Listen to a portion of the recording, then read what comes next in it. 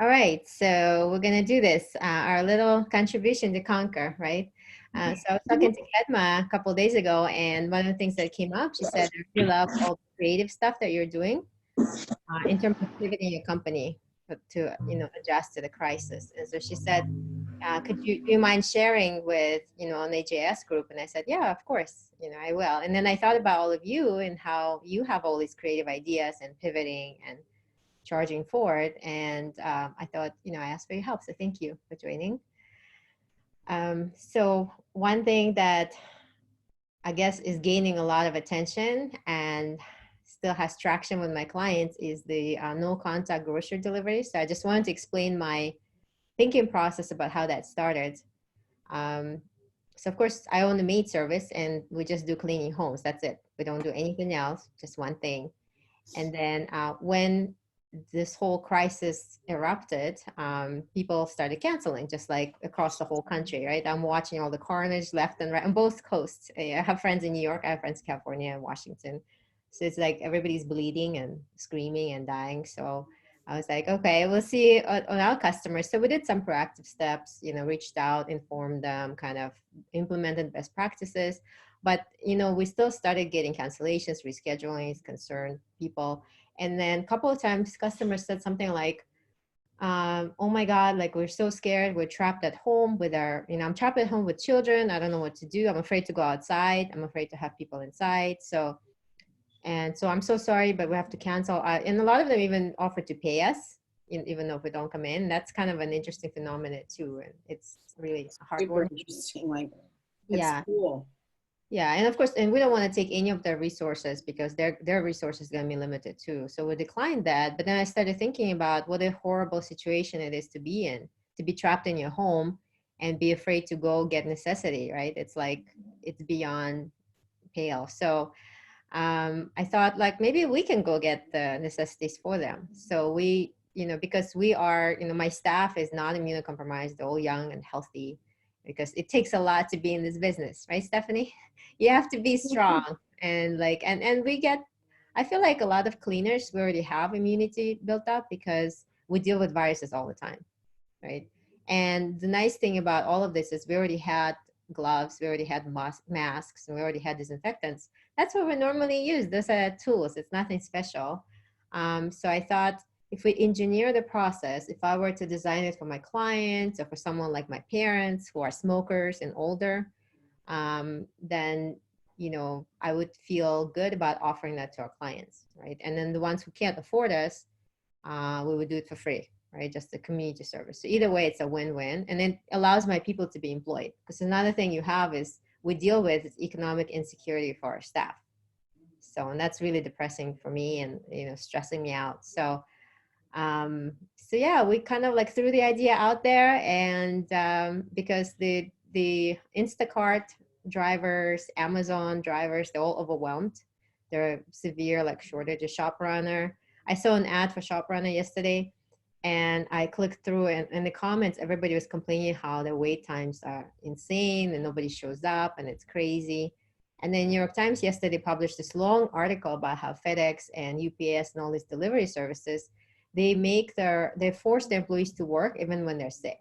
So those employees are coughing, and a lot of them have corona symptoms, fever, and they force them to go anyways, otherwise they'll lose their jobs. And some of them give them protection, some of them do not. So people go, and actually they interviewed some doctors, and they're saying like those trucks, it's teeming with bacteria and viruses. Because imagine the environment, they have to like do all this heavy lifting, and it's boxes and boxes. They said the only saving grace is that coronavirus doesn't survive more than 24 hours on cardboard, on the box, basically. But to me, like that's not very comforting because it's like they still carry, and there's a lot. It depends on how much coronavirus you get, right? So that is not even to say about flu and all the other bugs. So that gave me a pause. And as we started offering that service, we kind of engineered it so you can order online. And the way we do it is like you just pay for our staff's time, the usual cleaning time, but you just pay for shopping time. And that includes like from the time they arrive at the store, they go shopping, they wear like masks, they wear gloves, they shop, they disinfect and spray and wipe everything, which is kind of our nature anyways, you know, cleaning. That's how we ended up here, right? So they do what they normally do, but they're extra careful, and then they keep everything in sanitized bags, and they sanitize their trunk after every purchase, and everything is done no contact. So sanitize, no contact, those are the two like hot words right now that people want and need. And they legitimately need it. It's just not just like a marketing gimmick, but they just need it. They have no choice. So we actually started offering it just like less than a week ago, and we're getting like 1 or 2 orders a day, which I know is not a lot, but funny enough, I started calculating the revenue. It'll be enough to sustain my partner. Like they're expensive. I mean, we started my company to provide for their family when they first immigrated. So instantly, even though for us, that's not a lot of money at all, it's kind of money that if we accidentally spent it on something else, it's not a big deal for us. But now in these times, if we lose everything, then that money just from deliveries is enough to provide for their family. It's about $4,000 or $5,000 a month, right? So it's like, and that's just the beginning. So it's just, the situation is still unfolding, but people are already interested. They're asking us, do you have toilet paper? Do you have this? Do you have that? And so many people asked us for toilet paper. We actually bought some just so like we can just give it to anybody who wants it. Yeah. So, and then from that, another thing that came up, people love that idea so much. A lot of other maid services are trying this now, and that gives them additional path to survival. And another thing that happened is I just saw an ad from a post from the youth homeless shelter, and they're really severely short on supplies. But most people, they don't feel like getting in the car and driving anywhere right now. So we're thinking we'll just pick it up. We'll just announce it to our clients. Go collect their spring cleaning, leftovers, and just deliver it to youth homeless shelter. And we'll disinfect it too. So it'll be the safest possible way. Yes, we can't guarantee it's going to be 100% free of everything, but this is as good as it's gonna get, right? So yeah, that kind of was an interesting idea. It came from just responding to the current needs of our customers. That's what our customers need right now. I feel like a lot of business owners like us, we're dealing with so many fires right now in our offices, in our homes, right? And we need to console our children and also school them and, deal with business or the job. And we actually don't have time right now to do any kind of shopping. Who has time to go to the store right now for 3 hours and battle for toilet paper, at Costco? Like nobody has that time. So that's a perfect kind of like salvation for the customers that we have. And that's what we have, professionals. We have retired people. We have medical, like healthcare workers, and they absolutely cannot. By the time they get to the store, there's no toilet paper there, or there's no food, and after they're done working. So that's kind of one thing that came up. Another thing that came up that's interesting is what you, Michelle, are discovering, that there is some demand in a kind of a weird niche things that normally are boring in the regular times, but now they're really hot, right? So, and the reason why I'm saying that, because yes, I saw your live, and I'm gonna actually give you the word in just a second to talk about it. But the way it came up for me is my husband has a security screen company, right? And it's gonna be running. He's been running it for a couple of years. This is gonna be, I think, the end of his second year. But recently, and it's been doing really well, but recently it was just exploding in demand because people feel less secure. And I keep checking with him, I was like, how are you doing? How's your business? And he's like, it's good. It's good. Oh my gosh, like it's crazy, right? And I was like, I thought it's going to be slower, because it is kind of more, stressful. And he sells big ticket items. Their average ticket is like between $10,000 and $30,000, right? So, but people buy. He said people just whip out the check and write the check. They're scared. They want their home secured. All these people who are fighting for, toilet paper, they now want to secure the perimeter of the house and nobody comes. So all the people who buy ammo right now don't come and get their toilet paper. So I didn't know that, but I posted that on my Facebook because I thought it was funny.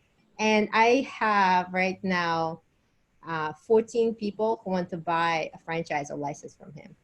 And he's like, I don't have a franchise, or just like Lee, right? He's like, I don't have it, but so I'm gonna be spending all weekend trying to put it together for him. Like it's not even a franchise, but like a license or dealership or something. I don't know.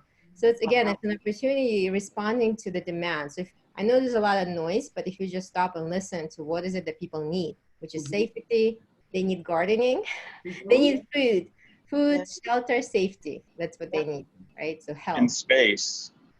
In space, yes. And so Robbie is sitting in the desert right now, and I think like he definitely needs it, and he's getting it, so it's great. Let's see. Okay, so I think I'm gonna transfer the word to Michelle and Doug, so you guys can talk about your experience, which you just shared out of like the goodness of your heart. But I'm like, that's a great business opportunity. So come on, take it away. Yeah. Yes. Well, I found I was never a gardener before. I lived in Alaska. Not a lot grows there except for big cabbages and moose and sheep and like big stuff. So we didn't have a lot of gardening other than sort of subsistence gardening in the summer. So I didn't grow up with a parent that gardened. But I found that when I lost my job in 2008/2009, I was a single parent, and I thought this is probably a really good time for me to spend some time building a garden. So on our call earlier in the week, I was showing you guys, I learned how to run a saw, and I built like all my own boxes. Amazing. And I know. And the reason why I was doing this was it was March of 2009, and I was in a custody dispute with my son's father, and I was not going to be able to stay in Virginia, and I was going to need to leave. And I wanted to have something there at our house that was going to continue to grow, even if I had to be apart from him. So it's actually like a bigger story of like me being apart from him. So I planted the garden and was gone from that area for 2 years. And when I came back, it's the weirdest thing, like God is so awesome. I came back and my exact rental house was available again. So I moved literally back into my old house again, two years later. And it was so awesome because I got right back in, and my boxes were all still in the yard. They were all overgrown. The tenants who had lived there let it all go to hell back, and it was terrible. But within like 2 months of moving back, like my garden was totally back into production, and it was beautiful. And it brought me all the way back to life. Like it helped me in so many ways because I started it, and then I had to leave it, and then I came back to it. And this whole period of time is reminding me of that part of my life. And I thought, you know, if we plant it now, no matter what happens, if the economy totally rebounds tomorrow, we're all back to work on, Friday, either way, it's a good process to have. It's just a cool thing to have in your life, is something that will give back to you. So except for locusts, right? If I have a locust invasion. Yeah, exactly. Exactly. So it just reminded me of that time. And so that's why I get sort of emotional, because it's like that journey. I remember that journey, and it's painful, but it also was the beginning of some of the best ideas I ever had. It's when I started my own business. It's the years that I said, I will never work for anybody again. I will make my own way. It toughened me up as an individual so much. And I feel like I'm on the verge of doing that again somehow. And somehow the garden is the starting a part of that yeah. For me. I don't know what it is. There's like a part of me getting out there and figuring that part out, because the good idea is going to happen next. I get to know it. So anyway, I just was thinking we could share kind of that process from the very beginning to the end, because a lot of gardeners have it already all settled in. And so I thought it'd be fun just to fast track it. And what we're going to do is not only put it in our yard in a very prominent place, we're going to show people how to do it in what's called the Garden of Eden style, or lasagna gardening, a lot of people call it too. And it's how to layer different materials so that you can have incredible output in the first year, because you're really having to make healthy soil. And I think that it also ties into the power of what a virus actually is. A virus is just a seed. And if your body is incredibly healthy and you become not a convenient, growing ground for the seed of the virus, you will remain healthy. So like Doug and I have always been big vitamin takers and, you know, taking care of our health and stuff and our wellness. But I think even more so now, like understanding that the seed will only take hold in good soil is like really a cool concept for what's happening in the virus. And so you don't want the virus to be in your body because, and you don't want your body to be an unhealthy system for it to grow in, because that's what it needs. It needs a lack of nutrition and a lack of balance and a lack of health to be able to take over the body. So it's just all tied in together. And I thought I would just kind of talk about some of those things as I did it. There was a lot, and I think it was so kind of you to offer to all the conquerors to kind of, you know, show them how to do it, because it's a science almost, right? And it takes, I actually spent a couple years in Europe, and then when we're stuck in Ireland, it was like a little tiny house in the middle of nowhere. It's a farm. Yeah. And so, and the land there is so fertile, so you can actually grow anything. And now landlord brought me like a boxes of flowers, and he's like, do you mind just putting them in the thing, you know, over here in the box? And I said, oh, I don't know how to do it. So I put them down. But it was so fun that then he later brought me seeds and things like that. And then those, until the snails came and ate everything. But I started studying how to do it because it's very enjoyable. And I think like when we came back in US, it was right after the recession. The gardening was a hot thing. Everybody was growing something. And especially we didn't have pandemic where there's viruses. And when you buy groceries, you have these clerks who probably have corona handling the groceries. So unless you want to spray them with alcohol or bleach, which I wouldn't recommend, I would rather have my own tomatoes right now more than ever. And I'm willing to put some work to it, into it. It's just my learning curve is going to be very long without some sort of help. So I would think it's really great idea for you to create a course. Okay. You know, just like create a course, because people are going to start asking a question, how do you do it? How do you do it? So you help one person, a second person, a third person. But remember how we're big on systems, right? Just record it one time. Yeah. When the my cleaning company took off, so many people reached out to me like, how do you do this? How do you do this? And I said, oh, well, treat your employees well, treat your customers well. Don't rip off your customers. I think those are the two things I said. And they're like, no, tell me how you actually do it. What vacuum do you buy? Like, what are the job forms? So then after I like got tired of explaining it to everybody, I recorded a course. And I don't advertise it. Like I charge $500 for it. It's just sitting there. I spent like 1 weekend recording it, and I think like last time I checked it was like $17,000 that I made from it, just from, and I don't want to touch it. It's like my fun money, right? So it's like, but I only use it for when people harass me about tell me how to start a cleaning company. I'm like, I'll help you for 15 minutes, and then like here's the course, right? So you can do exactly the same thing. You're an expert, you have a knowledge, put it in a course, spend a weekend recording it, and then you're done. Yeah. Okay, I love it. We'll do it. Yeah, and another good thing is like I just thought of, I would love to pay for someone to come out and build the garden in my yard, all right, in my backyard, so I don't have to do it, because it's actually quite a bit of work. So it's a lot of work. It is a lot of work, but I can attest that it's one of those things where once you dig in and really get to doing it, the enjoyment that comes from it, it has given me such peace and contentment in seeing that the work of your hands actually produces, you know, and I think it ties into we as entrepreneurs as well.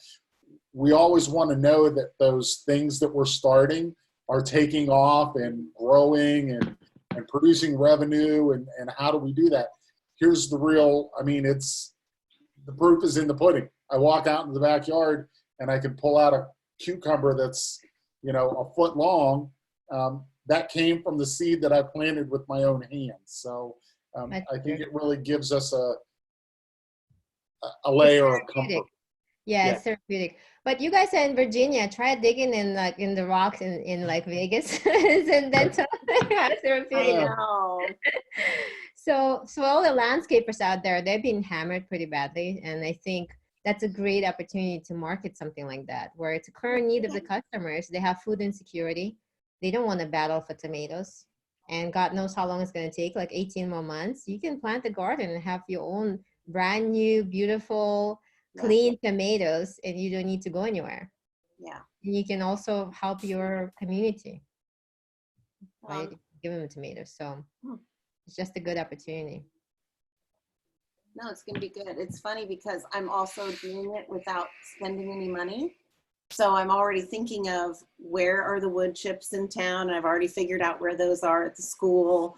There's a little school that we have, and there's a big pile of them back there. And then I've got a tree guy that I can get some from that lives down the road. And I'm trying to figure out all the ways to do it without spending any money, which I think will be also pretty kind of fun. Because normally I would build boxes and make beds and do all of that, but I'm not going to do that this time. I'm going to do it in a different way. You're going to hack it. Yeah, I'm going to totally hack it this time. So it's going to be interesting. Apocalypse garden. Yeah. And we all talk about, return on investment. The ROI is a lot greater when you can go into something with minimal cost, and the yield becomes so much greater. And it really isn't about the financial part of it. We get so excited about, when we did our last garden, the ability to just be able to give away boxes I gave away so much of food, and to walk up on your neighbor's, front porch and lay down just enough vegetables to last them for a week. And walk away. It's one of the best feelings in the world. So because food is love. If you can give food, people never forget that, right? Especially if it's sweet. So, but even vegetables is good. So, okay. So so thank you so much for sharing this. You're welcome. One of the things that people ask a lot, and I think there's going to be a lot of interest in, is like all the pressure washers and exterior cleaning, which is like 80% of Conquer is that, or probably 90. They all need to pivot right now from something that they do for looks and do it for like necessity and survival, which is sanitation. Sure. Or somebody messaged me yesterday, it's actually sanitization. I'm like, I really don't care right now. Like, so sanitation or sanitization and disinfection. So I know, Dave, you've been doing some things, and it was kind of a lot of fun with buying those aggregates. And then Karen and Eric were doing the also the same thing essentially, but a little bit different ways. So do you want to share what you're doing? We are continuing to wash houses. We don't have a lack of work. We've not had a job cancel yet. I've got about a 4-week wait right now to get things done, and I've got about 10 estimates to go do tomorrow. But to supplement that, because I have another business that I own that we place little pocket-sized menus or brochures of things to do when you're in a hotel. I've got them in about 100 hotels. So I've got a completely unrelated business to washing that's a marketing business. But all hotels and restaurants have no money right now because they don't have customers. So I'm going to lose $5,000 a month in revenue on that. So I've got to replace it with something. So we're going to fog houses with this substance that'll kill, it'll kill the HIV virus, the flu virus, the coronavirus, and fog businesses and homes. Okay, that's awesome. And so fogging, it sounds like something that pest control people do, right?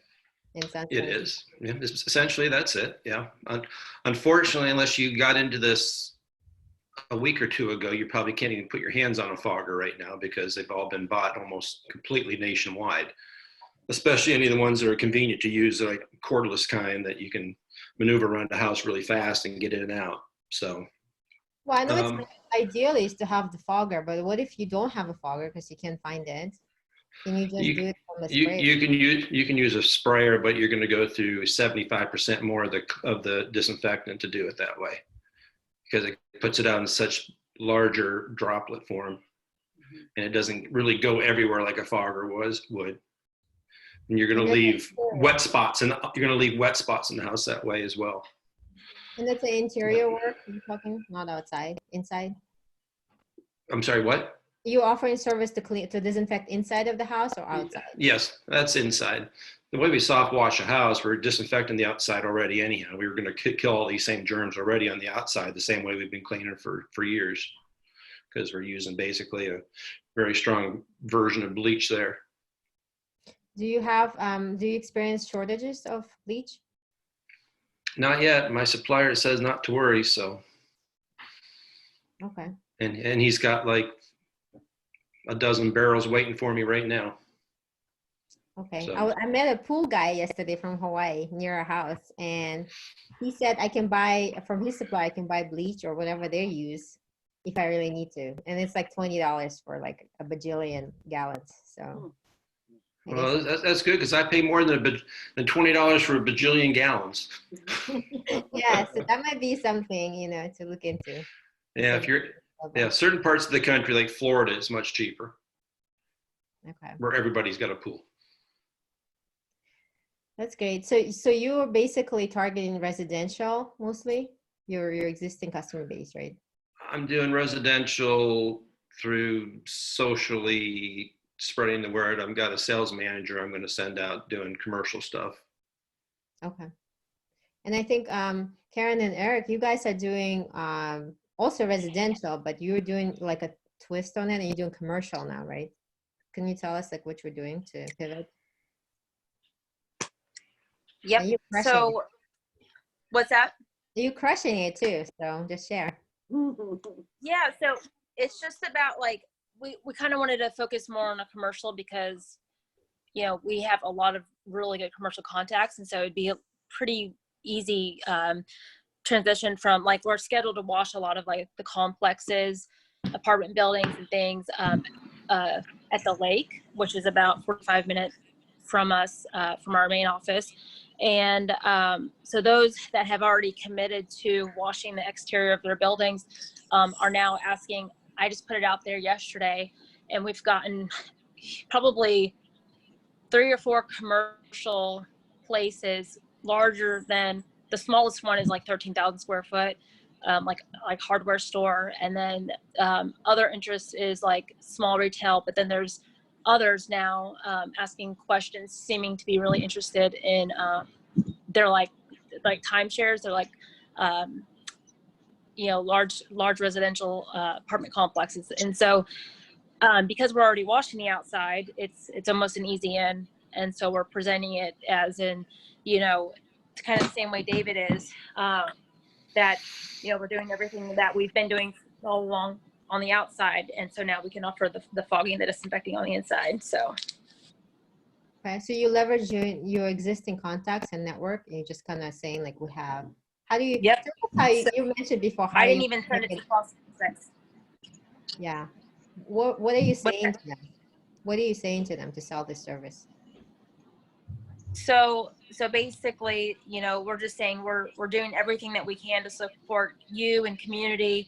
Our current clients, we're reaching out to say that we're doing everything we can, and this is an added service that we offered recently to help further push back against the spread of the virus. And so this is just another way of disinfecting the inside as well as now the outside. So it's definitely been appealing to our current clients because they know us already and they trust us already. And so I haven't even put it out to any of our prospects, people that we haven't been served yet, but I plan to only hit our commercial prospects Monday. So yeah, and so far it's been gaining a lot of traction, and you're getting big like quotes and things like that, right? oh yeah, so it's fantastic. yeah, and they're asking all the right questions, and we've been prepared like how to respond to so we're creating a question and answer sheet for our website, so all the frequently asked questions, and we're going to have like a really solid answer for those questions. So it's taken a lot of research on our end to kind of put it in layman's terms to where they can understand and feel comfortable with us coming in to help in that way. So do you so did you guys like stock up on all the supplies and foggers and everything ahead of time, or did you already have it? Yeah, so we as soon as David started talking about the fogging and going in to disinfect interior, at first I was very hesitant because I'm like, it just seems like too complicated, to where like, but then again, I was thinking about, this is an opportunity, there's a need, we have to fulfill it. We have to, kind of reach out into something that's uncomfortable and research, just get informed, and then go for it. And, we're the spot that the place that we were in our business, you know, we could either thrive or die. So we chose to thrive. So we did something that's very uncomfortable. We did the research. But at the same time, you know, I have a nursing background. My husband has a background in environmental engineering. So it was like, it almost makes so much sense. And to not use our abilities and our, you know, responsibility as in our former careers, it almost feels like we're wasting this opportunity. So we've gone out and we went for it. So we immediately got in contact with the dealer for the disinfectant and placed our order. And we knew that, you know, it would work out. So I had my mom go out and search the different Home Depots for the foggers, and she actually found 2 of them that were just barely coming off the truck. And then this is what's really cool. I was on the phone with her. We'd been searching at like 5 or 6 different locations throughout the day. And I was on the phone with her. I was like, you know, tomorrow morning I'll just call the Home Depot at Osage Beach, which is the lake area. And I said, I'll just call him and see what he has. And I don't really have a name or anything, but I was just going to call over there and see if they had any of the Ryobi foggers. And got off the phone with her. I was walking in a grocery store, and this guy comes up behind me. I've never seen him in my life. He's like, hey, how are you? And I'm like, great. Things are great. And he's like, well, you know, I'm Matt from the Home Depot in Osage Beach, and I know your guys come in and we, you know, I refer you guys work and all this stuff. He's like, you know, y'all are doing awesome. I was like, actually, I was going to call you in the morning, but yeah, I didn't know who you were, but do you have these foggers in stock? And he's like, we actually don't, but let me get to looking. So he looked, and I guess he made a call, and he has 4 of them coming in on Thursday. And he's like, he's like, I will get them for you. You know, we'll, you know, get them in your name. And so now we have 6 foggers. You know, it'll be to us by Thursday. So I mean, we really, our business has always like stood really firm in our faith. I know that if we're willing to like put ourselves out there, and that, you know, everything will be provided, we just got to go and make it happen. So I think that like, this is a really pivoting point in our business, you know. I think it's we're just going to thrive in a bad situation, but that's just kind of how we all have to operate. Just, you know, how can we make great out of it? So. Love that. I have some friends who are actually buying the foggers and renting them out $20 a day like to police stations and to like hospitals. Like everybody needs the foggers, so you don't have to even work. Just like put your foggers to use, right? And then Stephanie here, like she owns a maid service, but recently as we were talking about and brainstorming, she found out that she has foggers in like how many miles away? It was like 45 miles away, but they didn't have, they had the outdoor ones, with the propane ones. Okay. But I went ahead and ordered them online, so they'll be here on Friday. But it's the plug-in ones, but hey. Okay. Now is not the time for perfection. Right. I can't find anything else. I'm not lucky like Karen to be able to find. You should like walk around and talk like that. I need foggers, and then somebody will stop by and knock on your shoulder and say, hey, I got those. But I got a great deal on the chemicals, so I feel. Yeah. So you're pivoting too, right? So you're in a very, very badly bruised and battled industry. So now. So It's bleeding right now, but we'll bounce back. Yeah, and people need us more than ever. You know, I talk to my staff every day, like several times a day, and I'm like, are we going to stay open? Look, what are we going to do? And I told them, you guys are first responders, and you can choose. You can continue working if you need jobs and if you want to help the public, or you can sit it out. You have your job either way. So they're going forward. Unfortunately, on Home Depot's website, it says that fogger is unavailable nationwide. Oh, wow. It doesn't matter where you order it from, it says it's unavailable. Well, I had 10 like 2 days ago. So. Yeah. There's actually 10. So he also told me there's 10 on the next truck, which is coming in next week. Like literally the same fogger, Ryobi, 10 of them. Hopefully they show up. Yeah. Right. I would seriously buy every one of them. Yeah, you would. Because there's other Conquerors that need them that can't find them. One of my clients needs them. So yeah, anybody else would probably buy it from you. Yeah. I'll buy it from you. And if you can send me his number, there you go. Call him, I'd Yeah. call them and see if we could hold them or, Yeah. you know, purchase them, because we haven't heard any line available, you know, for those anywhere. So if Yeah, if for the sure. guy says he has some coming in, I'd buy them Yep. before they ever hit the shelf. And that Yep. folder, isn't that the same, David, is what you used in your video that you just sent? Yes. That's Yeah, really the Ryobi. Yeah, I like the second video much better because the first video, the fogger was so loud and it looks so scary. But now it's just your voice talking over like, and it looks fine. It's just like, oh, something is being sprayed. I had some good help to put it together. Okay, great. And then why are you guys opening all the cabinets? Is that really necessary? Like every cabinet is open and everything. Well, if you want the stuff inside the cabinets to get sanitized, it is. Okay. All your food coming from the store has been touched by who knows what. No. Every time I go to the grocery store, the guy putting the produce out has not even got gloves on. He's just going bare apples out of the box onto the shelf.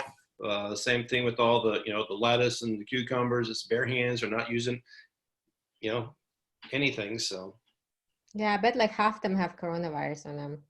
it's just a matter of looking like we're thorough and Yeah. Which it is thorough, I can understand. I'm just thinking like some people that we have, they don't open their cabinets for like 8 months or something. So there's no corona in there, but it does make sense to open just to be sure. All right, and how about Lee? You're doing something completely different. So what are you doing? Tell us. Well, we just have been pretty much plugging along. Things are going well. We're kind of targeting a little bit different with the restaurants and things being closed. We get a lot of opportunity now where we didn't before. People didn't want to really shut down their businesses in order to have us do their floors. So we did a big contract last week. We did a couple of weeks ago. We did a 10,000 square foot Moose Lodge, and a couple of the members there were also members of the local Eagles Lodge. And so as soon as the governor, you know, restricted all of the bars to close, they called us immediately. We went over there. We got it's like a $21,000 contract to do all their floors. So we're going to do those while they're closed. We actually got 2 other jobs basically from like other businesses that was just their restrooms. So a lot of people, you know, are kind of looking at this as taking advantage of being closed and being able to upgrade their facilities. So we're kind of targeting that, as well as we have kind of looking at space for people. So we do concrete coatings for their basements and their garages. So we're kind of looking at, hey, if you're going to be quarantined in your house and your gym shut down, we can do your basement floor. You can kind of put in your temporary gym, as well as, you know, just, you can't really go into your house and find 250 or 400 square feet of extra space quickly where you can put kids in another area. So you kind of have some space for your family, so you're not going to, you know, strangle each other over a long period of time. So, but yeah, we was able to pick up a couple of garages this week and stuff. We actually had one of our better weeks in sales this past week. So, Lee, I would tell you restaurants, because I deal with a lot of restaurants and have been in the hotel business before that for 25 years before I got into this, is that the restaurants are the #1 business in the country that goes out of business. There's going to be a lot of restaurants are not going to survive this, even being closed for a month. Yep. They're just going to be gone. But the hotels, they're going to stay open. You know, all the, like the YMCAs, all the gyms, they're all closed. That'd be a great time to do their kind of floors while they're closed, because they're going to come back. You know, you got to think of focus on the things you know are coming back for sure. Restaurants are real iffy.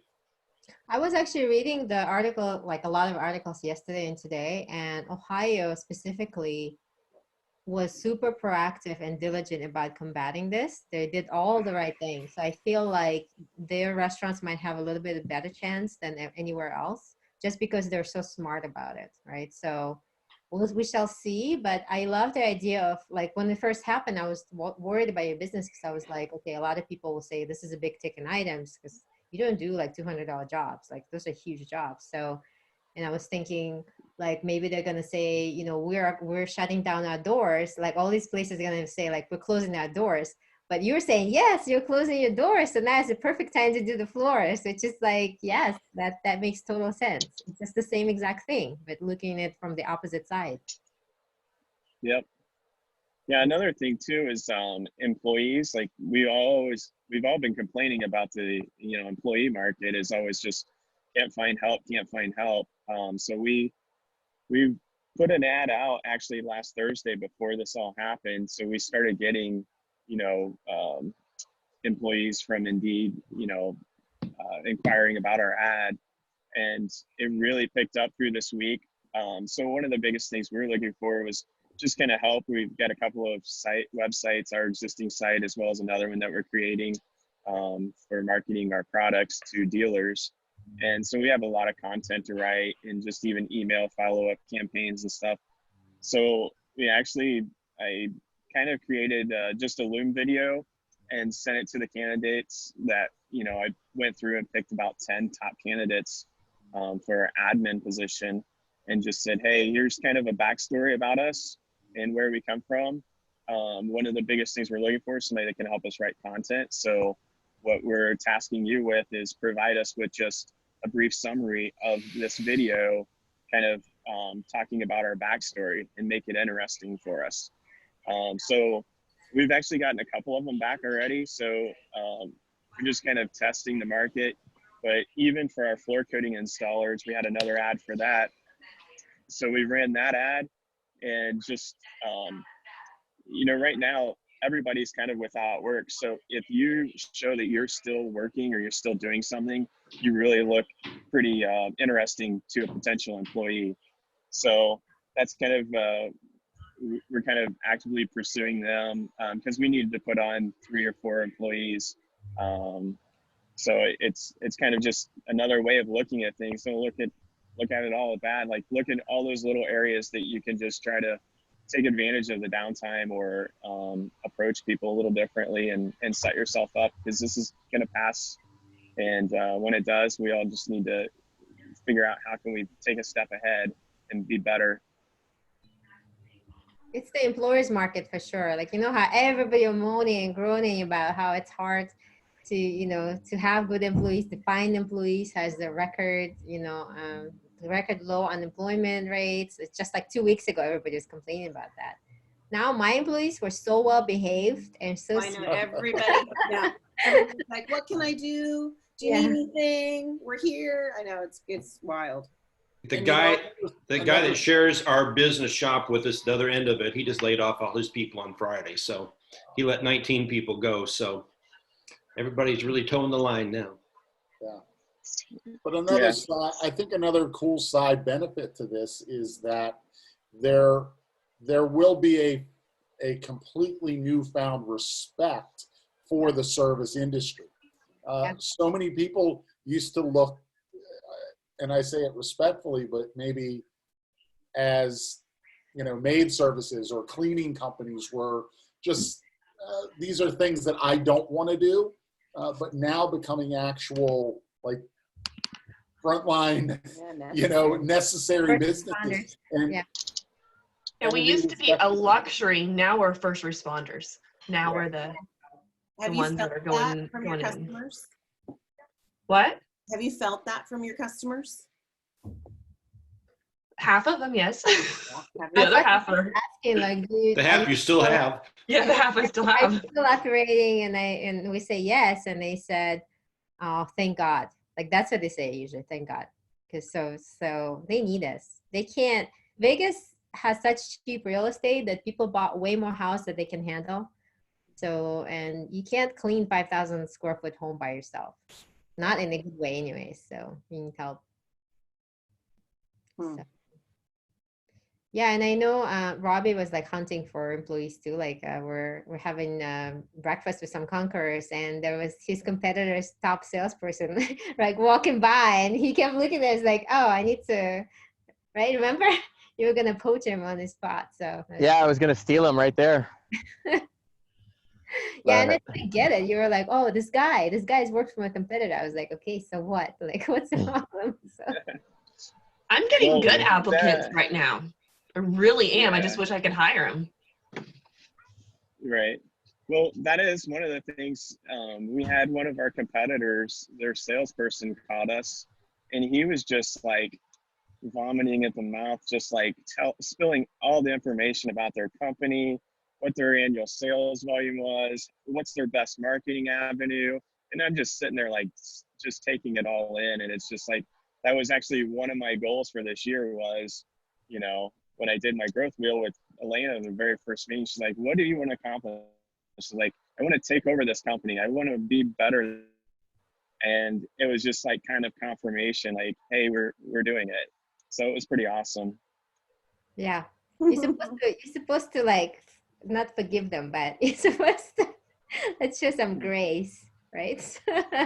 Just be like, oh, it's okay. There's no competition. Same thing that Stephanie did actually. She was this exact same position as you are, and she was like, she also beat her competitor. Like, I don't know where the competitor is. I know they're suffering, but I'm so proud of you guys that you did this. You're doing this. You're charging forward. I think because Josh was substituting last week, I was like even more worried because I didn't get to talk to any of you and see how you're doing in the middle of this end of the world scenario. But you know, every single one is still swimming and paddling and moving forward. Sometimes I feel like I'm like a goldfish swimming in tsunami, you know, like opposite of the wave. So that's what it feels like in the maid industry. But Lee, another good place to go spray right or to put coatings on would be like lobby floors of movie theaters. Yeah. Those are all Yep. closed. yeah, and those things are always like so disgusting. And they need new Yeah. floor. Yep. You know, the one thing that I think I'm encouraged about, not just with us and our business, but seeing everyone else and hearing everyone else, we're using this word pivot. But if you really stop and think about all of the things that we're adding on or the new ways we're looking at things or the new lens that we have, these are all parts of our businesses that we can continue to grow. We're not completely changing and getting rid of, you know, we're not leaving the white and going to the black. We're looking at new things that we can do that when the rebound happens and the market comes back and business comes back and everything starts to open, we're still going to be able to continue to do these things. You know, Elena, I don't know if you'll plan on it, but you'll still be able to offer, you know, the shopping service along with the maid service. So we're doing things and we're planting seeds right now that can continue to grow if we want them to. So that gets me excited. I like thinking about that. It's like a silver lining. I feel like a lot of people are, because I used to only work 1 hour in my business a week, like, right? Everybody knows that. But now I work way more and I actually love it. I'm more engaged because it actually needs me now. When it's on autopilot, not in crisis mode, it doesn't need me. But now it does. And I feel like it's exciting time. And I feel like a lot of my friends and a lot of you guys are in the same boat. You're applying the best, you're giving it the best you've got instead of that's kind of like coasting by. Yeah. And I love seeing that. So how many of you have ever heard Josh Latimer say, if I told you I'd give you $1 million if you could in a week say he picks a number like 5,000, some crazy number you don't think you could do, $5,000 of whatever service in a week. Would you find a way to do it? Well, that's what we're doing now. We're just being forced to do it. Yeah. Right. I discovered that in my Wolfpack group, right? They're my newest group. And because we started in the winter, in January, a lot of them didn't have any sales. And so finally I became really bored signing on every week and seeing like zeros, right? So I said, why don't we just set a goal? Like you guys gonna do, I don't care, you're in Minnesota and it's like minus 100 degrees right now, but I want you to go and sell. I don't care what you're selling. And they have pretty severe consequences, which they came up with on their own. But they did. They complained a lot, but every single one of them went out and they sold in the middle of the winter, in the same climate, same weathers they always complained about, and they did it. And you guys know it because you did it on a big scale too, Yeah. right? Because you decided to go for it. Everybody who goes for it actually hits it. So that's an important thing to remember. Just go for it instead of holding yourself back and telling yourself that it's not going to work. Just try it. See what happens. I did a lot of like a math stuff in high school, and I had an amazing teacher. She actually changed my life because she taught me how to think. And the way she would do it, she'll give you a really tough problem, and like you really struggle and try to find a solution, then you find it. And she told me like to imagine it's like a gem almost, like any situation or math problem, it's like a gem or like a stone, and it has multiple facets. Just because you found one solution doesn't mean you can find a better solution or another solution, or you can't find a solution. Just keep turning that gem and trying to look at different facets. So like right now we're having this big problem, right? And there's one way to solve that problem. There's all these other ways. Some of them, like I'll be so proud that they found a solution to this really hard challenge or problem, but she will like look at me like, okay, that's pretty good. Can you do it better? Can you do it in a more elegant way? And I'm like, what? Like I already gave it my best, but it turns out that I can. So I feel like this is a perfect situation right now to kind of turn that facet and try to find different solutions to the same problem. And some of them will be amazing.